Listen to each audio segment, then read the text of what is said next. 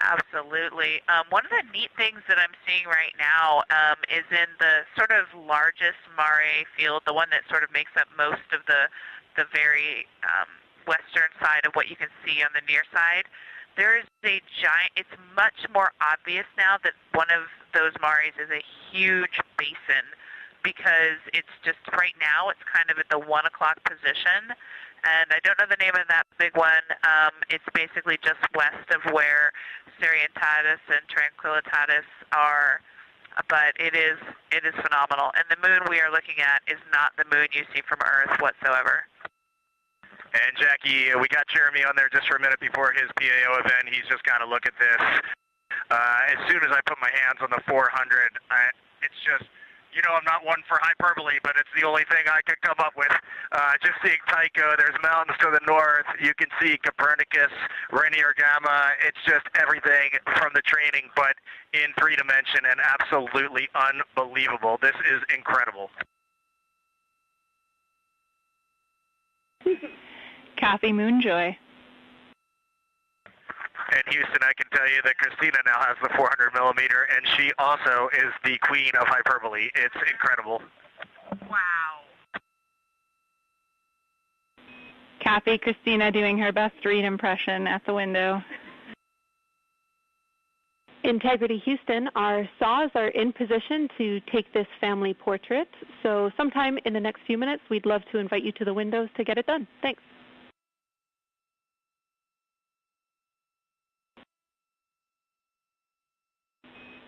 All right, everybody, we're taking the picture, so say cheese and stay still for about 30 seconds while we perform this photography bracket from the saws.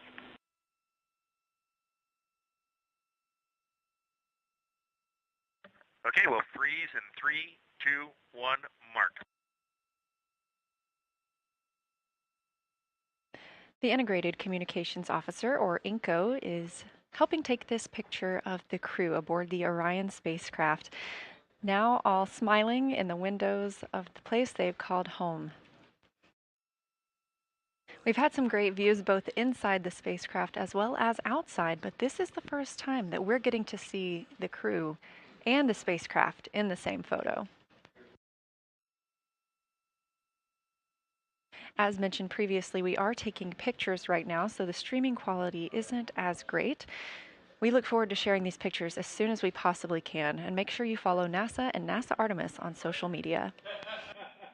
It's taken a little longer than we thought. Thanks for holding. All right, everybody can relax. That was great. Thank you so much. We all look forward to getting your Christmas card come December. Thanks. On your screen, a live view of the Orion spacecraft looking at the moon, our destination, now 96,575 miles away.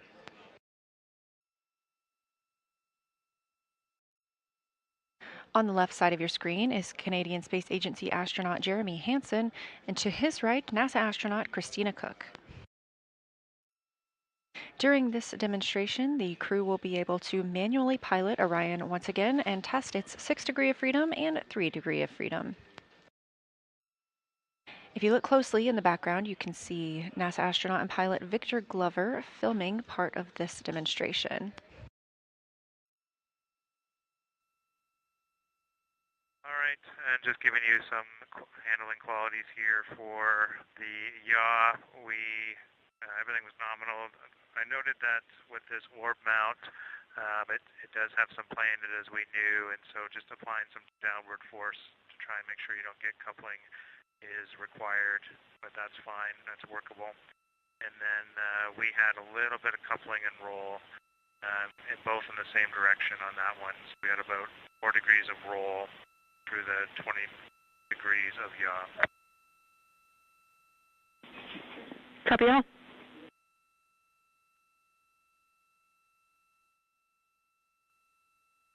Okay, we just finished the 3 DOF maneuvers. The rates all seem the same, the response seemed the same. It is difficult to tell whether you might have some cross-coupling from the RHC or if it's from the vehicle, but we are pretty convinced in the last roll one, that the coupling that showed up, which was 4 degrees, was coming from the vehicle and not the RHC. So the vehicle overshot by 7 degrees once it was released from the yaw left, and then it built up very slowly, built up a rate, and it looks like it's trying to take it back to where the RHC was released, but it's overshooting again.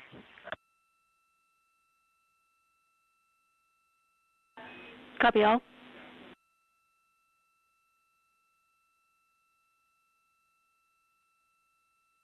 And Jenny, we are going to switch pilots now. This will be myself in the seat and making comments. Copy. We're following the swap. Thank you. And currently on your screen, you can see CSA astronaut Jeremy Hansen and NASA astronaut Christina Cook swapping places as they continue through the manual piloting developmental flight test objective. Again, they are performing several different attitude maneuvers to compare 6 degrees of freedom and 3 degrees of freedom attitude control on the spacecraft. 6 degrees of freedom refers to the 6 ways that a spacecraft moves. There are 3 translational degrees of freedom, forward, backward, up and down, and left and right, and 3 rotational degrees of freedom, which are roll, pitch, and yaw.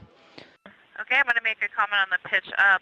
There was some roll there. I tried a different technique where I actually kind of held the orb mount at the high end of its play rather than pressing down at the low end since I was pitching up. But I think that actually made it a little bit harder to keep the roll coupling out.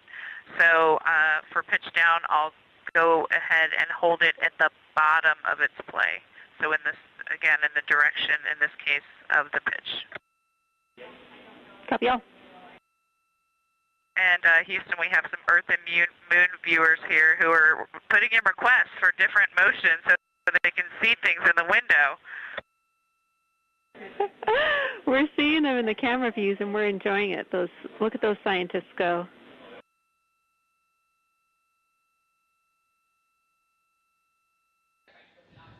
Not too long ago, they did surpass the 2/3 mark as they continue to close in on the moon, and they are expected to make that closest approach and their lunar flyby on flight day 6 coming up on April 6th.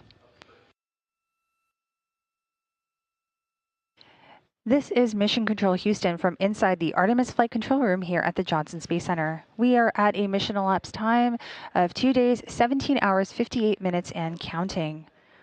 The Orbit 3 team of flight controllers is currently on shift in mission control, and we are gearing up for crew wake at a mission elapsed time of 2 days, 18 hours, as well as a handover to our Orbit 1 team of flight controllers.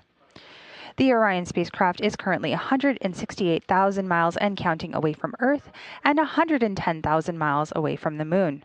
While the crew has been asleep, we have received some downlinked images from Integrity, so let's take a look at them. Here we can see Commander Reed Weissman through Orion's window. We can see him looking out, watching the Earth grow smaller, and we're all reminded that every single giant leap begins with leaving something familiar behind. Let's go over to our next image. And there we have Mission Specialist Christina Cook, looking at our blue marble that's giving us some perspective on humanity's innate need to explore. Very inspirational photos coming down from the crew while we wait for them to wake up in just under a minute from now. For now, this is Mission Control Houston. Good morning. There's a couple items I did want to talk with you before we got too much of the day going, so if you had a couple minutes, I had a few big picture words.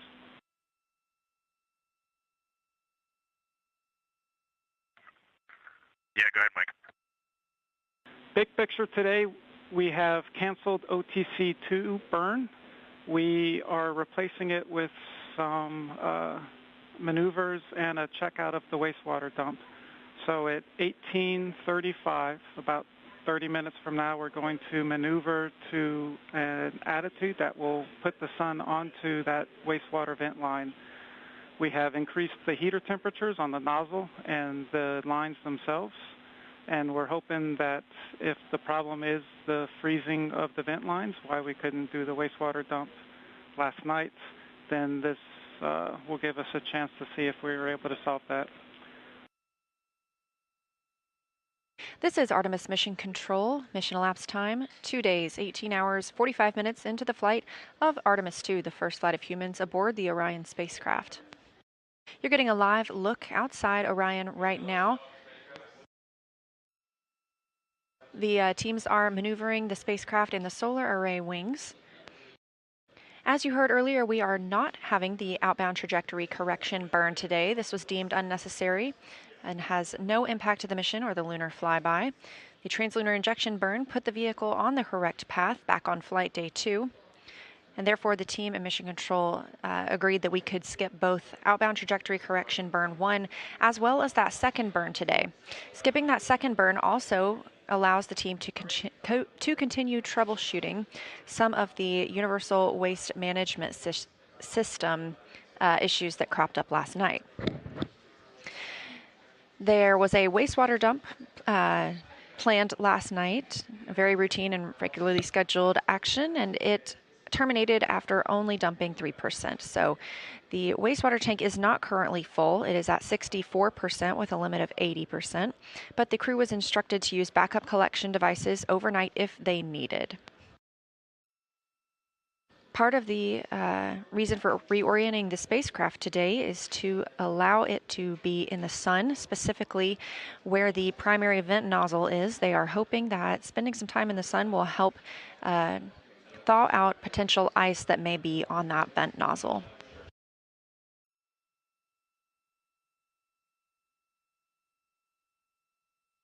Meanwhile, inside the Orion spacecraft, our crew just woke up. That wake up coming at 11:35 a.m. Central Time.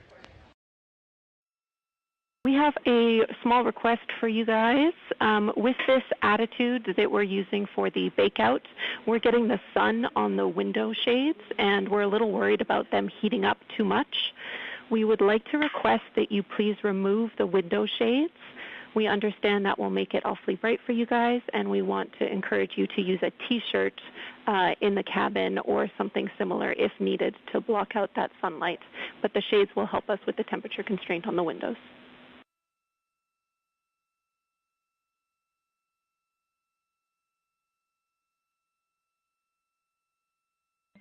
Okay. So we have our makeshift T-shirt on window 1. Is that one okay to stay up then based on what you said? And we'll take off the window 2 shade. The other ones are already off. Okay, yep. That sounds great. Thanks, Jeff. Huntsville, integrity for Avatar.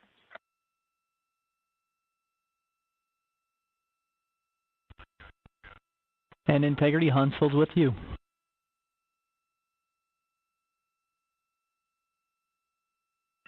Yes, good integrity morning. I think it's the afternoon for you. Avatar lights to report. All lights are on, ON, except for 15. Okay, we copy. Same status as yesterday. All lights on, ON, except for 15. You recently heard a call from NASA astronaut Christina Cook, mission specialist on the Artemis 2 flight, down to the Mission Control Center at Marshall. This was to the Payload Operations Director, who leads science execution for the Avatar payload, which is specifically what she was referencing. Avatar stands for a Virtual Astronaut Tissue Analog Response. This is part of our strategy to get a holistic understanding of how the deep space environment affects humans. So this is organ-on-a-chip technology. It's about the size of a USB thumb drive, and it measures how individual astronauts respond to deep space stressors. These organ chips contain cells that were developed from pre-flight blood donations from the crew. For this research is to validate whether those organ chips can serve as accurate tools for measuring and predicting human response to stressors. So scientists will be comparing these Avatar findings with space station findings, as well as with those samples taken from the crew before and after the flight. Hello, Houston. We are ready for morning DPC. Just a few things. We heard a rumor up here that it is actually Saturday back on Earth. We have definitely lost track of the days. We are showing 151,476 nautical miles from Earth, and it's going up about 1 mile every second, which is still a pretty impressive rate of travel. And thanks to your ops down there, we have got the sun beaming in all the windows. Morale is high on board. And looking out window 3, you can see a beautiful crescent Earth with the sunlight glinting off of the ocean and the swirling clouds. It's just a truly remarkable sight. We are ready to talk. Gorgeous, Reed. We love that description. And first off, thanks to the Integrity crew for working on the weekend. So are we, but we are happy to do it. I want to start by asking if you would like to turn on the HHP camera for DPC, because if so, we'd love it.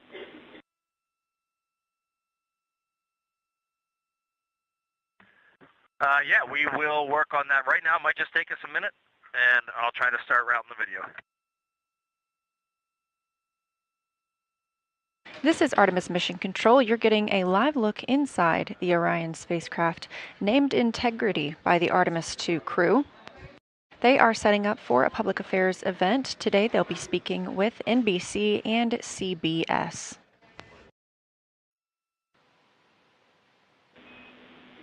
Integrity, this is Houston. Are you ready for the event?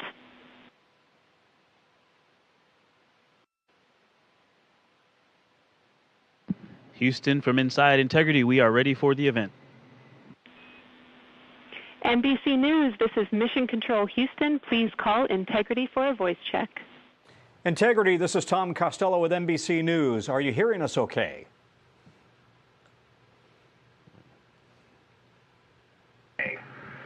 Hey, Tom, it's great to hear your voice all the way up here, 155,000 nautical miles from Earth. How are you doing? I'm well. Congratulations on your mission so far. I'm told this is the farthest interview ever conducted in history, and I'm wondering, how does it feel right now to be in a place that nobody has been since 1972?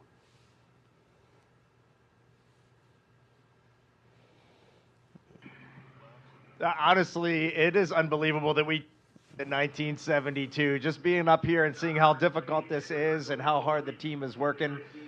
We do have a little bit of echo on your call. We'll try to turn it down when we're answering, but this is a magnificent accomplishment to be up here, to see the moon, to see the Earth, and to know that we are between those two celestial bodies, and you can see it when you look out the window. The Earth is almost in full eclipse, the moon is almost in full daylight, and the only way you could get that view is to be halfway between the two entities.